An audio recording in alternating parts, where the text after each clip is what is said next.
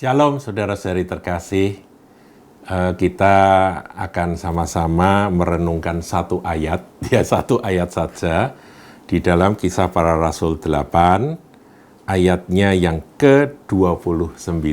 Satu ayat, saudara, saya bacakan.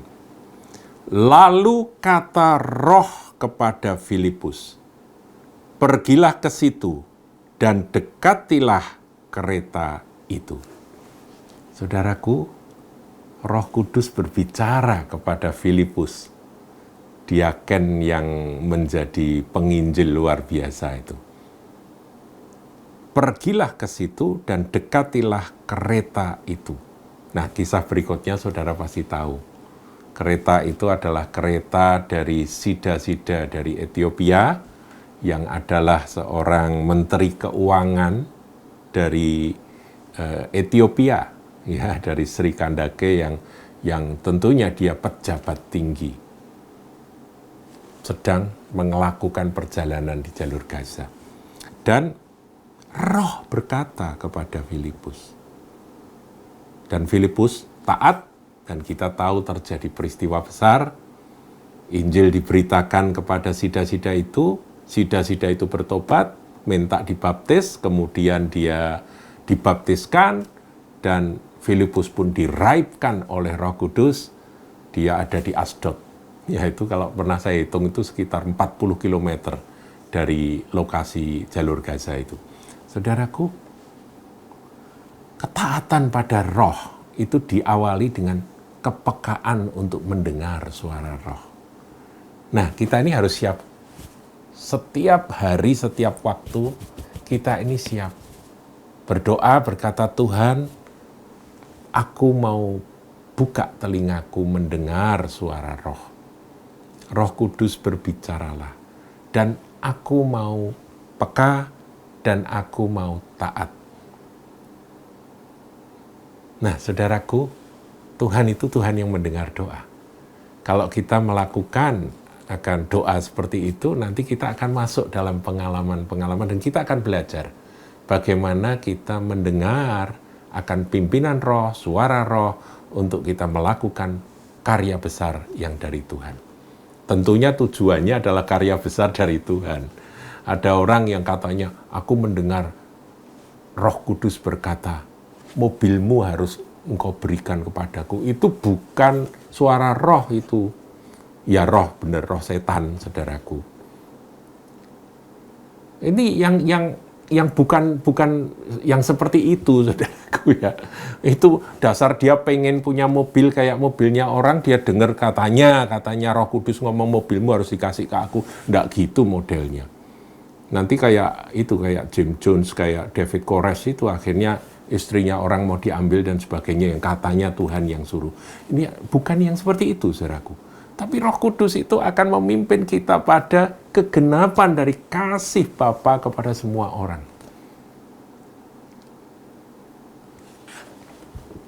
Satu kali ada seorang hamba Tuhan. Dia sedang naik mobil, saudaraku.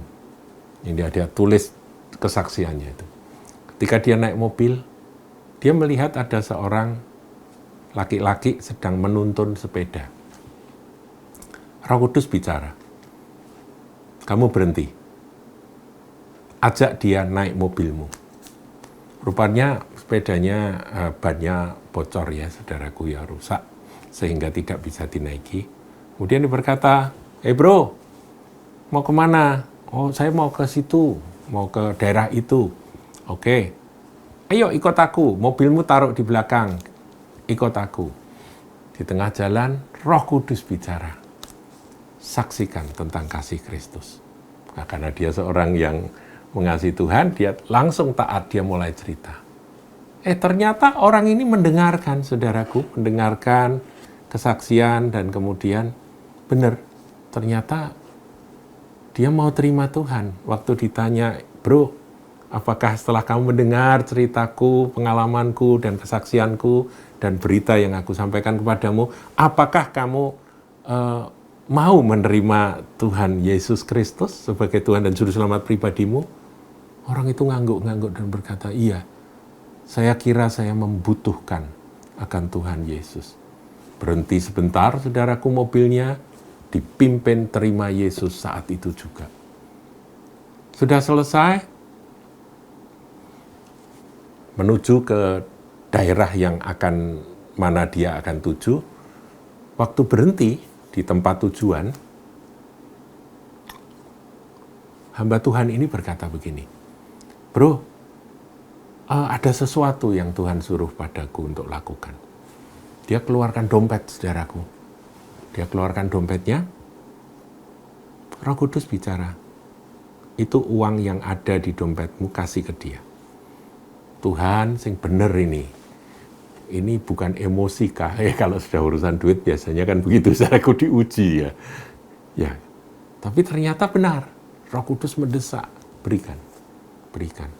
Ternyata itu lembaran $20, saudaraku, ada 5. Berarti $100. Wah, itu uang besar itu. Kalau $5 masih nggak apa-apa, Tuhan. Ini $20, Tuhan. Aduh.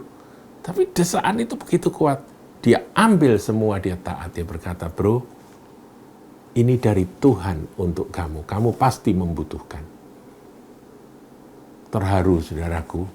Laki-laki itu terharu sekali. Kemudian dia menerima, dia berkata, "Seumur hidup aku tidak pernah mengalami seperti yang aku alami hari ini. Ini pasti Tuhan. Bahwa aku berjumpa dengan Anda itu pasti itu adalah kasih Tuhan yang luar biasa." Nah, kemudian ngobrol ya. Sebelum turun di tempat itu sempat ngobrol lebih lanjut karena orangnya kan tadinya pendiam, saudaraku. Ngobrol. Nah, ketika ngobrol ditanya, "Sebetulnya tujuanmu tuh mau kemana?" Dia ngomong gini, "Saya harus mengaku jujur di hadapan Anda, Pak, bahwa Anda telah menyelamatkan saya. Karena saya sedang dalam perjalanan tadi, naik sepeda, untuk membunuh istri saya." Karena ya tentunya mereka ada kasus, saudaraku, istrinya selingkuh atau apa dengan laki-laki lain dan dia tidak bisa tahan, kemudian dia memutuskan untuk membunuh. Dan dalam perjalanan bannya bocor dan saya tetap bertekad untuk membunuh dia. Saya tuntun itu sepeda, kemudian mobil Anda berhenti. Nah, ketika saya naik mobil Anda dan Anda mulai menceritakan tentang Yesus kepada saya, pada waktu itu hati saya bergejolak. Aku ini mau berbuat jahat, aku ini mau melampiaskan amarahku dan dendam sakit hatiku untuk membunuh istriku. Kok sekarang malah aku mendengar tentang kasih dari sorga. Tapi ternyata bukan hanya aku dituntun menerima Yesus, Anda juga memberi uang yang memang saat ini saya sedang krisis keuangan. Dan saya tahu Tuhan telah menyelamatkan saya dari perbuatan keji yang saya rencanakan. Kemudian dia berkata, "Saya bertobat, Pak. Saya tidak akan membunuh istri saya. Saya tidak akan membalas dendam. Saya mau cari Tuhan." Saudaraku, betapa terkejutnya hamba Tuhan ini. Tapi karena dia peka mendengar suara Roh, dari awal yang menuntun dia berhenti, kemudian mengajak orang ini naik mobilnya, kemudian memberitakan Injil, bahkan memberi uang, dan itu menyelamatkan. Menyelamatkan satu jiwa, yaitu jiwa istri yang mau dibunuh, dan menyelamatkan orang itu dari suatu kejahatan yang sangat mengerikan, dan dia pun diselamatkan menjadi milik Kristus mulai hari itu. Saudaraku, betapa indahnya ketika kita mau dengar suara Roh Kudus. Ya, saya berkali-kali melakukan hal yang kecil-kecil, saudaraku, ya, karena mendengar suara Roh Kudus. Satu kali pernah naik mobil, tiba-tiba kuat sekali suara berbunyi. Itu satu keluarga, ya, ada satu keluarga di pinggir jalan sedang cegat-cegat mobil untuk nunut. Tiba-tiba ada suara, itu keluarga sedang butuh duit. Ada bapak, ibu, gendong anak, dan anak kecil satu, begitu ya, 4 orang. Dan saya pun berhenti, Kasih berapa Tuhan? Tuhan kasih angkanya, saya ambil uang karena saya ada uang, saya kasih ke dia. Orangnya kaget, saudaraku, dan saya bilang Tuhan berkati Pak. Ya, cukup begitu. Kita harus belajar untuk peka, saudaraku. Pernah saya sedang nungguin istri beli makanan, saya ada di dalam mobil, saya melihat ada seorang ibu tukang sapu di pinggir jalan, ya, ada di luar kota, saudaraku ya, sedang nyapu begitu ya, dengan itu petugas sapu jalanan itu ya. Kemudian Roh berbicara, kamu kasih ibu itu. Ambilkan uang, saya kasih saudaraku, dan dia bersyukur sekali. Saya nggak tahu, saudaraku, apa yang menjadi kelanjutan. Kalau Tuhan suruh lanjutkan, barangkali kita bisa melayani. Tapi kalau kita suruh berhenti sampai di situ, kita lakukan berhenti sampai di situ. Saya ingat sekali waktu Pak Damaris almarhum, ya, dia pernah bersaksi di siaran radio. Tiba-tiba Roh Kudus desak dia di awal dari siarannya. Sebelum dia ngajak para pendengar itu untuk baca firman atau dia khotbah, sebelum itu langsung dia berkata begini, yang mau bunuh diri, tahan dulu, dengerin, ini ada kabar baik untuk Anda. Ya sudah, nyeplos begitu aja, dan kemudian dia khotbah. Ya Om Damaris kalau khotbah kan lucu, saudaraku ya. Udah selesai. Beberapa waktu kemudian, ketika dia melayani di kota tersebut, dia didatangi oleh seorang laki-laki. Selesai dia pelayanan, orang itu kasih salam Om Damaris dan berkata, Om masih ingat tanggal sekian bulan ini, Om siaran radio di kota ini. Oh ya? Wah, lupa. Ya memang sering pelayanan sana-sini, lupa, saudaraku ya.